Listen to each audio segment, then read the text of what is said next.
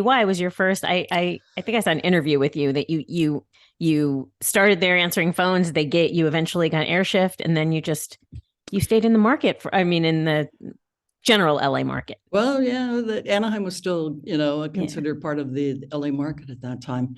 It was really bizarre. I I think it was a speech teacher at college, who said, you have a nice voice and you really know a lot about music. Have you ever thought about radio? And it was like, dun, bolt of lightning.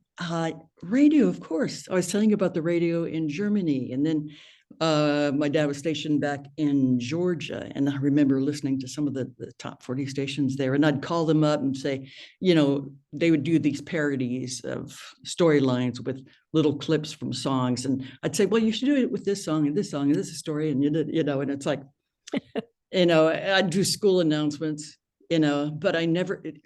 Women at that time really weren't in radio. To be honest with you, there weren't a lot of women in radio. And it was something that I just never thought about. So, but when she said that, it was like, okay, that's it. Radio, it's got to be. So I was taking classes at Cypress College, and then I went to Fullerton Junior College. It had more of a radio program. Then it was like, okay, let's get serious. Let's go to Cal State Long Beach. And I didn't last long there. And I don't know if it's because I was overwhelmed or if I just didn't feel comfortable in that environment. But I remember that one of the main people of running the radio station in the class said, I don't really see you, having a chance in this business. And it was like, at that time, I think normally I would have just said, oh, shit, screw it. And then a bunch of other cuss words and stuff like that. But, at that time, it just made me stronger. It's like, no, I want this. This is something I really want, something that I really love. And, I didn't care about being on the air. I just wanted to be inside a radio station. And at Fullerton College, there was a gentleman there by the name of, let me remember his name so I edit this part so I don't look like a complete idiot. Brett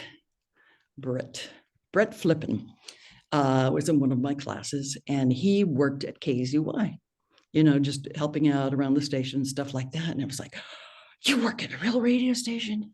What's that like? And then I suddenly started, applying there, and they gave me a job answering the people's phone, which was the FM was automated. So it was just like, hey, what song can we play for you? And, the community chat line and stuff like that. That lasted about 6 weeks.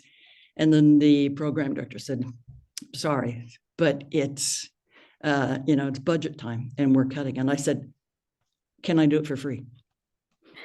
I literally did. I was, my father had passed away, and I was getting money through the government for going to college, and I was working part-time. So that kind of paid for it. But this was something I just loved doing. I just loved being around the magic.